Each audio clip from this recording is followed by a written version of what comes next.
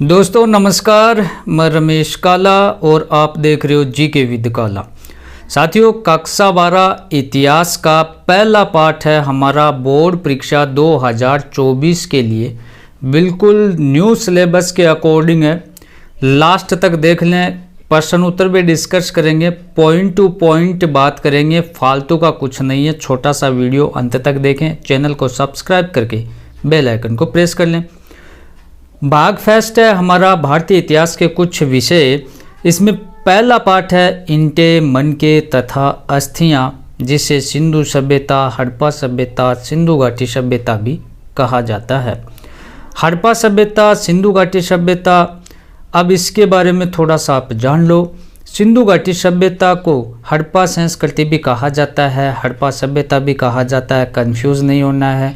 अगर सिंधु सभ्यता के बारे में प्रश्न आए, हड़प्पा सभ्यता के बारे में प्रश्न आए तो एक ही चीज़ है, अलग नहीं है। सिंधु सभ्यता को सिंधु सभ्यता नाम है, ये 1924 में जॉन मार्शल ने दिया था। जो ये नाम है सिंधु सभ्यता, प्रत्येक वस्तु का, प्रत्येक चीज़ का एक नाम होता है। तो इसका सिंधु सभ्यता नाम किसने दिया था? जॉन मार्शल ने दिया था। कब दिया था? 1924 में दिया था। अब इस सिंधु सभ्यता के नाम है वो तीन तरीके से प्रचलित हैं। तीन नामों से यह जाना जाता है, सिंधु सभ्यता, सिंधु घाटी सभ्यता, हड़प्पा सभ्यता।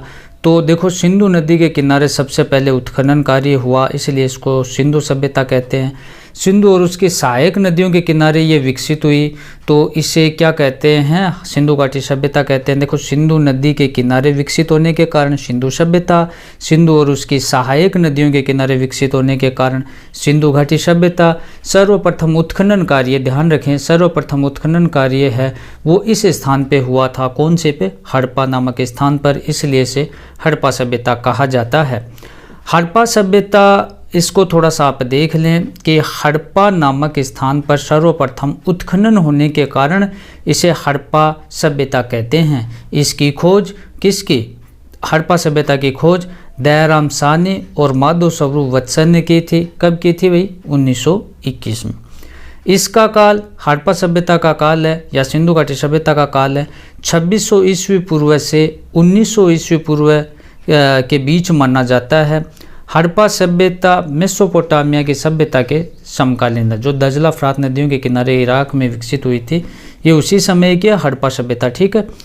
उसके बाद हड़प्पा सभ्यता के जीवन निर्वाह के साधन कौन कौन से हैं, किस प्रकार से वो अपना जीवन चक्र चलाते थे साथियों, वो क्या खाते थे, क्या पीते थे? तो वनों से प्राप्त उत्पाद, जो पेड़ पौधों से जो भी प्राप्त उत्पाद हैं, फल फूल है, जैसे हड़प्पावासी वनों से प्राप्त उत्पादों से अपना जीवन निर्वाह करते थे। इसमें कंदमूल, शहद, गोंद, बेर, फल वो आदि का सेवन करते थे, इनको खाते थे, अपना जीवन चलाते थे। अनाज भी खाते थे। अनाज में क्या क्या खाते थे? अनाज में वो लोग गेहूँ, जौ, सफ़ेद चना, तिल, बाजरा आदि ऐसे अपना जीवन निर्वाह करते थे। मांस का सेवन भी करते थे। हड़प्पावासी शाकाहारी के साथ साथ मांसाहारी भी थे। ये लोग हिरण, बकरी, भेड़, सूअर आदि का मांस खाते थे। बहुत ही ध्यान से देख लें, हड़प्पा सभ्यता के कृषि प्रौद्योगिकी, कृषि कार्य में वो क्या क्या कार्य करते थे खेती में? तो हड़प्पावासी कृषि कार्य करते थे। वो खेत जोतने के लिए बैलों और हलों का प्रयोग करते थे।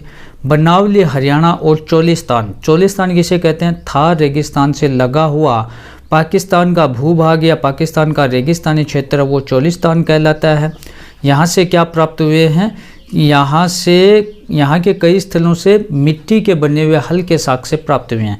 तो बनावली, हरियाणा और चोलिस्तान से मिट्टी के बने हल के साक्ष्य या प्रतिरूप प्राप्त हुए हैं।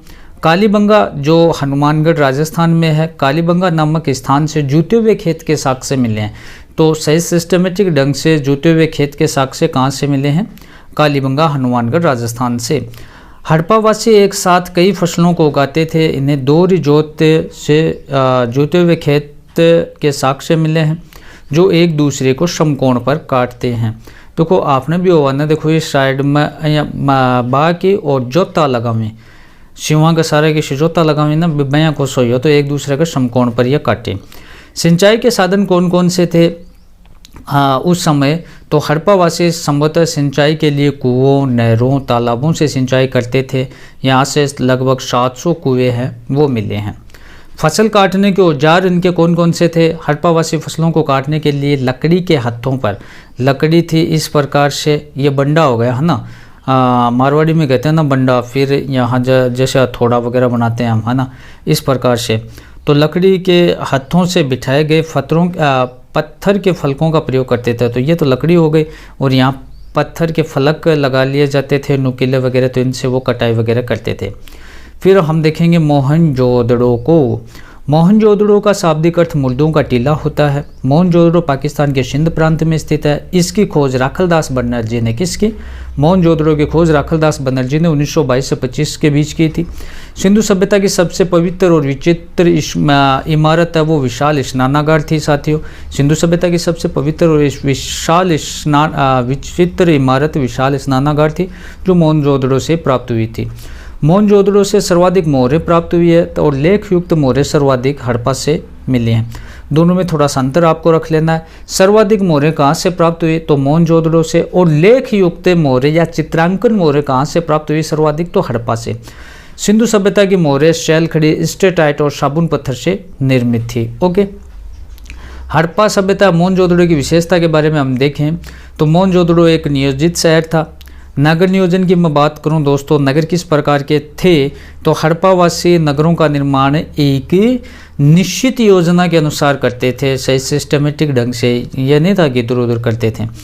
फिर है कि यहाँ दुर्ग और निचला शहर भी होता था। तो ये क्या थे भाई? हड़प्पा सभ्यता के लोग बस्तियों को दो भागों में बांटते थे। एक ऊंचा शहर जो आकार में छोटा होता था, जिसे दुर्ग कहते थे। ये चारों ओर 4 दीवारी से घिरा हुआ था। यहाँ के मकान बहुमंजिला होते थे और अमीर व्यक्ति यहाँ निवास करते थे दुर्ग में, ठीक है। दूसरा निचला शहर था जो आकार में बड़ा था, क्योंकि गरीब लोग रहते थे तो काफ़ी संख्या में थे, बड़ा अपने आप हो गया। गरीब व्यक्ति यहाँ निवास करते थे। यहाँ के अधिकांश मकान एक मंजिला ही होते थे, जिसे निचला शहर कहा जाता है। बात करूँ मैं दोस्तों सड़कें और नालों का निर्माण किस प्रकार की थी? तो सड़कें या गलियों को लगभग एक ग्रिड पद्धति में बनाया जाता था।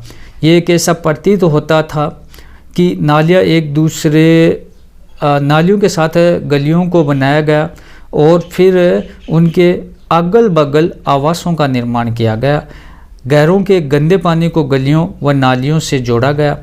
हर आवास गली को नालियों से जोड़ा गया। मुख्य नाले ईंटों से बने होते थे, उन्हें ईंटों से ढका जाता था। ग्रिड पद्धति का वो मतलब होता है जो समकोण पर काटती हैं। गृह स्थापत्य घर किस प्रकार के थे? थोड़ी और विशेषता देखें। हड़प्पा सभ्यता के लोगों के मकान प्राय पक्की ईंटों के बने होते थे। यहाँ के लोग बंद मकानों में रहना पसंद करते थे। घर के अंदर एक आंगन था जिसके चारों ओर कमरे बने होते थे। भूतल में बनी दीवारों में खिड़कियाँ नहीं होती थी। अंडरग्राउंड जो मकान होते थे उनमें खिड़कियाँ नहीं होती थी। आंगन का उपयोग खाना पकाने और कताई के लिए किया जाता था। शवाधान की अगर मैं बात करूं तो सामान्यतः मृतकों को गर्तों में दफनाया जाता था। मृतकों के साथ मृद भांड, आभूषण, शंख के छल्ले, तांबे के दर्पण आदि वस्तुएं भी दफनाई जाती थी। हड़प्पा सभ्यता की धार्मिक स्थिति तो हड़प्पा मोहनजोदड़ो देखो धर्म किस प्रकार से वो मानते थे। तो हड़प्पा है देखो हड़प्पा मोहनजोदड़ो अन्य स्थानों से मिट्टी की बनी हुई नारी की मूर्तियां मिली हैं। इन्हें देखो ये मातृ देवी मानकर मातृ देवी की उपासना करते थे। धार्मिक स्थिति में वो मातृ देवी की उपासना करते थे। तो देखो यहाँ हड़प्पा मोहनजोदड़ो अन्य स्थानों से मिट्टी की बनी हुई नारी की मूर्तियाँ मिली हैं, जिन्हें मातृ देवी मानकर मातृ देवी की उपासना करते थे। फिर शिव की उपासना, एक मोहर पर देवता की मूर्ति अंकित है जो पशुओं से घिरा हुआ है। इसके आसन के नीचे हिरण अंकित है, तो इससे माना जाता है कि शिव की पूजा की जाती थी। लिंग और योनि की पूजा, हड़प्पा और मोहनजोदड़ो से पत्थर, फायोन, शिप आदि से बने हुए छोटे बड़े आकार के लिंग मिले हैं। शिव के प्रतीक होने के कारण इन्हें पवित्र समझा जाता है, इसलिए इनकी पूजा की जाती है। यहाँ से बहुत से छल्ले मिले हैं। पुरातत्वविद जॉन मार्शल इन छल्लों को योनि का प्रतीक मानते हैं, इसलिए यह माना जाता है कि यहाँ योनि की पूजा भी प्रचलित थी। पशु पूजा, प्रकृति पूजा, जल पूजा, प्रतीक पूजा, यहाँ पशुओं की पूजा भी की जाती थी, जैसे गाय बैल इनकी पूजा की जाती थी। प्रकृति पूजा की जाती थी, वृक्षों को पूजा जाता था, बड़ वगैरह इनको पूजा जाता था, पीपल को पूजा जाता था, जल की पूजा की जाती थी, प्रतीक पूजा जैसे कोई स्वास्तिक वगैरह हो गया, इनका पूजन वो करते थे, ये प्रतीक पूजा हो गया। धार्मिक अनुष्ठान की मैं बात करूं तो यहाँ के निवासी धार्मिक अनुष्ठान में विश्वास करते थे। इसके साक्ष्य मोहनजोदड़ो से प्राप्त स्नानागार व कालीबंगा और लोथल से मिले अग्नि वेदिकाएं, क्योंकि यहाँ हवन वगैरह किए जाते थे। हड़प्पा लिपि, मोहर और बाट के बारे में हम जाने तो लिपि के बारे में थोड़ा सा हमने जाना था। तो हड़प्पा लिपि एक रहस्यात्मक लिपि थी, क्योंकि इसे आज तक नहीं पढ़ा गया। ये लिपि दाईं ओर से बाईं ओर लिखी जाती थी, क्योंकि दाईं ओर 2 अक्षरों के मध्य जगह ज़्यादा है और बाईं ओर कम है। ये लिपि चित्रांकन लिपि थी। ये लिपि वर्णमाला रहित लिपि थी। 1923 में विलियम लिविन ने इस लिपि को पढ़ने का दावा भी किया था। साथियों, मोहर की बात करूं तो इस सभ्यता की सबसे पुरानी और विशिष्ट पुरावस्तु कौन सी थी? हड़प्पाई मोहर थी, जो सेल खड़ी स्टेटाइट साबुन पत्थर से वो बनाई गई थी। हड़प्पा सभ्यता के बाट, वस्तुओं को तोलने के लिए बाटों का प्रयोग किया जाता था, जो पत्थर के बनाए जाते थे। इनके बाट द्विधारी होते थे, डबल में थे, ठीक है, जैसे 1 किलो, 2 किलो, फिर 4 किलो, फिर 8 किलो, है ना। जब 3 किलो का उपयोग करना हो तो 2 + 3 ऐसे करते थे द्विधारी थे के मान के थे। इनके बाटों पर किसी भी तरह के निशान नहीं थे, ये घनाकार होते थे। छोटे बाटों का उपयोग आभूषण व मन के जो महंगी वस्तुएं होते हैं उनको तोलने के लिए किया जाता था। हड़प्पा सभ्यता के प्रमुख शिल्प कार्य मन के मतलब मोती बनाने का कार्य, शंख की कटाई, मोहरें बनाने, बाट बनाने में किया जाता था। भारत में पुरातात्विक डायरेक्टर जनरल के नाम कौन से हैं, कौन कौन थे? तो अलेक्जेंडर कनिंघम 1875 में भारतीय पुरातत्व के जनक माने जाते हैं। भारतीय पुरातत्व के जनक किसे कहते हैं? अलेक्जेंडर कनिंघम को कहते हैं। जॉन मार्शल 1924 में बने थे। R.E.M. व्हीलर 1944 में बने थे जॉन डायरेक्टर। ओके, फिर फायोन्स, ये फायोन्स क्या होता है? तो घिसी हुई रेत अथवा बालू तथा रंग और चिपचिपे पदार्थ के मिश्रण को पकाकर बनाया गया पदार्थ फायोन्स कहलाता है। ये महंगी वस्तु होती है, ध्यान रखना है इसको, छोटा क्वेश्चन पूछ लिया जाता है। फायोन्स किसे कहते हैं? घिसी हुई रेत अथवा बालू तथा रंग और चिपचिपे पदार्थ के मिश्रण को पकाकर बनाया गया पदार्थ फायोन्स कहलाता है। ये महंगी वस्तु होती है। हड़प्पा सभ्यता के पतन के कारण अगर पूछा जाए तो क्या है? तो पतन किस प्रकार से हुआ? तो जलवायु परिवर्तन के कारण हुआ। कुछ विद्वानों का मत है कि सिंधु नदी के मार्ग बदलने से अनेक बस्तियां उजड़ गई, लोग बर्बाद हो गए।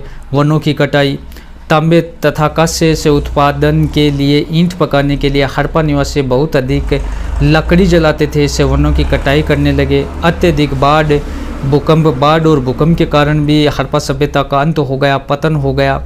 नदियों की दिशा परिवर्तन हो गई, जिससे मार्ग अवरुद्ध होने से इसका अंत हो गया। डेल्स के अनुसार घग्गर और उसकी सहायक नदियों का दिशा परिवर्तन उस क्षेत्र में संस्कृति के विनाश का प्रमुख कारण बनी। भूमि का अत्यधिक उपयोग, आर्य जाति का आक्रमण, ठीक है। तो घोष के अनुसार कुछ स्थानों पर आर्द्रता की कमी तथा भूमि के अत्यधिक उपयोग के कारण और विदेशी आक्रमण के कारण हड़प्पा सभ्यता का अंत हो गया। दोस्तों, एक मेरा व्लॉग चैनल है, इस वीडियो के नीचे डिस्क्रिप्शन में उसका लिंक है, उस चैनल को आप ज़रूर सब्सक्राइब करें। प्लेलिस्ट में आपको पूरी हिस्ट्री मिलेगी। इसमें से कुछ चीज़ें मिसिंग जो भी हैं वो हम जब मोस्ट इम्पॉर्टेंट क्वेश्चनों की श्रृंखला लाएंगे उसमें हम कवर कर देंगे। पॉइंट टू पॉइंट आपको पूरी हिस्ट्री, पूरी पॉलिटिकल, अदर जो आपके सब्जेक्ट हैं, सब कुछ आपको 2024 एग्जाम के लिए तैयारी करवाई जाएगी। इस चैनल को सब्सक्राइब करके बेल आइकन को प्रेस जरूर कर लें। धन्यवाद साथियों।